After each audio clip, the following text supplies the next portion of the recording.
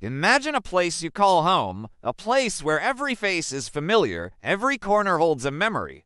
Now, imagine waking up one morning to find it completely empty.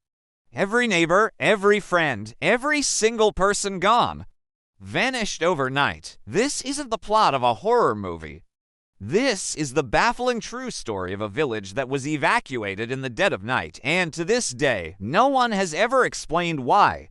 Welcome to a mystery that has puzzled historians, investigators, and former residents for decades. We're talking about a small, close-knit community, let's call it Ethelgerd, nestled in a quiet, unassuming valley. Life here was simple, predictable. The children played in the cobblestone streets, the adults gathered at the local pub, and the seasons turned just as they had for centuries. Nothing out of the ordinary ever happened in Ethelgerd until the night it did. The date was October 27th, 1963. By all accounts, it was a typical autumn evening. Families were finishing their dinners, children were being put to bed. A faint chill was in the air, but nothing suggested the strange events that were about to unfold. Sometime after midnight, under the cloak of a moonless sky, a silent and swift operation began. Eyewitness accounts from neighboring towns are fragmented and often contradictory. Some reported seeing a convoy of dark, unmarked military-style trucks rumbling down the single-lane road leading to Ethelgerd. Others claimed to have heard a low, humming sound, almost like a generator, that lasted for a few hours before abruptly stopping. A farmer living on a hill overlooking the valley said he saw strange, muted lights flickering through the trees, not like headlights, but something different. He dismissed it as his imagination and went back to sleep. He would later regret that decision for the rest of his life. When dawn broke on October 28th, the world outside Ethelgerd was none the wiser. It wasn't until the mailman, a man named Arthur, made his usual morning rounds that the alarm was raised. As he approached the village entrance, he was met with an eerie silence. Usually, he'd hear the baker starting his day, the sound of dogs barking, the distant chatter of early risers. But that morning, there was nothing, just the rustling of leaves in the wind. Arthur found the village completely deserted. Doors were left unlocked, some even ajar. Inside the houses, it was even more unsettling. Breakfast tables were set, but the food was untouched. Kettles were left on cold stoves. In one home, a child's homework was laid out on the kitchen table, half finished. In another, a television was still on, broadcasting a silent, black and white test pattern. It was as if the entire population of over 300 people had simply evaporated in the middle of their daily routines. There were no signs of a struggle, no broken windows, no ransacked rooms. Valuables like jewelry and cash were left untouched. Even the pets were gone. The only things left behind were the material possessions, silent witnesses to a life that had suddenly ceased to exist. Arthur, terrified and confused, raced to the nearest police station.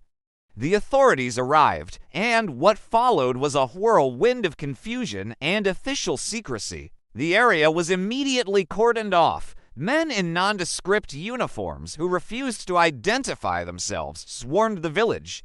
They weren't local police. They looked military, but their uniforms bore no insignias. They systematically went through every house, but they weren't collecting evidence in the traditional sense. They seemed to be looking for something specific, though no one knew what. Reporters who tried to get near the scene were turned away, their cameras confiscated. The official story that was eventually released was vague and unsatisfying. It spoke of a scheduled government relocation due to an unspecified environmental hazard, but this explanation was full of holes. Why was it done in the middle of the night with such extreme secrecy? If there was a hazard, why were no details ever provided? And most importantly, where did all the people go? The residents of Ethelgerd were never seen or heard from again. There were no forwarding addresses, no phone calls to relatives in other towns, no letters. It was as if 300 souls had been wiped from the face of the earth. Their extended families and friends were given the same stone-walled answers. The government offered a small, one-time compensation package, but it came with a strict non-disclosure agreement. Those who accepted the money were legally forbidden from ever speaking about Ethelgerd or their missing relatives again. Over the years, the village of Ethelgerd became a ghost town reclaimed by nature. The roads became overgrown and the houses began to crumble. The government posted signs warning of unstable ground and contamination, effectively keeping the public out. But that didn't stop the curious, urban explorers and amateur sleuths who managed to sneak past the barriers reported strange findings. Some claim to have detected unusually high levels of background radiation in certain areas of the village, particularly around the old church and the town square. Others found strange metallic fragments buried in the soil, made of an alloy that couldn't be identified. One group of explorers took photos of deep, precise drill holes in the foundations of several buildings, suggesting some kind of geological or scientific testing had taken place. This is where the theories begin, and they range from the plausible to the truly outlandish. The most common theory points to a secret military experiment gone wrong. Given the Cold War tensions of the era, it's possible Ethelgerd was the site of a clandestine test involving chemical, biological, or even radiological weapons. The sudden, silent evacuation could have been a desperate measure to contain a catastrophic leak or accident. The secrecy would have been paramount to avoid public panic and international scrutiny. This would explain the radiation readings and the government's tight-lipped response. But other, more fringe theories suggest something far stranger. One popular hypothesis involves the discovery of something beneath the village. The strange humming and drilling reported could point to an excavation. What if the government didn't evacuate the people to protect them from something in the village, but to get them out of the way to access something under it? An ancient artifact, a unique geological resource, or something not of this world. This leads us to the most unsettling theory of all. Some people believe the lights in the sky and the complete disappearance of every living being, including animals, point to an extraterrestrial event.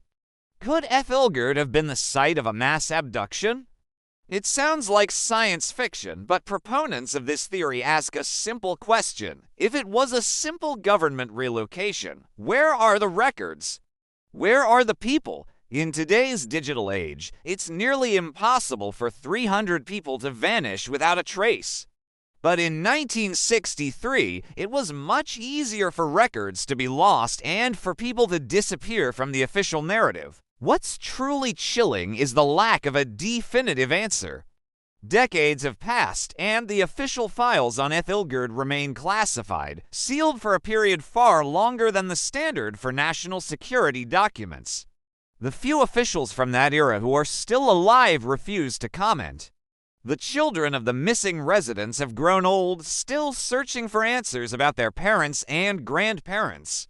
The story of Ethelgerd is a stark reminder that sometimes the truth is not just stranger than fiction, it's completely inaccessible. It's a black hole in history, a wound that has never healed because no one will acknowledge the injury. A whole community was erased, and the world was told to simply forget. But how can you forget 300 people? How can you forget an entire village that was there one day and gone the next? The silence from the authorities is, in many ways, more terrifying than any far-fetched theory. It implies that the reason for the evacuation was so serious, so dangerous, or so paradigm-shifting that the government decided it was better to erase a town from history than to let the truth be known. What could be so terrible that it warrants such an extreme and permanent cover-up? The legacy of Ethelgerd is one of quiet horror and unanswered questions. It serves as a haunting testament to the power of secrets and the fragility of our own communities. We are left to wonder, were the people of Ethelgerd victims of a terrible accident or witnesses to something so profound that their silence had to be guaranteed permanently? The empty houses and overgrown streets hold the answer, but they are not talking, and perhaps they never will. The truth remains hidden, buried somewhere in the silent, lonely valley where a village used to be. The story of Ethelgerd is a chilling puzzle with no solution, a ghost story where the ghosts are not the dead, but the missing. It forces us to question how much we are truly told and how much is happening right under our noses, hidden in plain sight. Thanks for joining us on this journey into the unknown. If you find these kinds of mysteries as fascinating as we do, make sure to subscribe to our channel, Hidden Truth Lane, and like our video. We'll keep digging for the stories that have been deliberately buried. See you next time.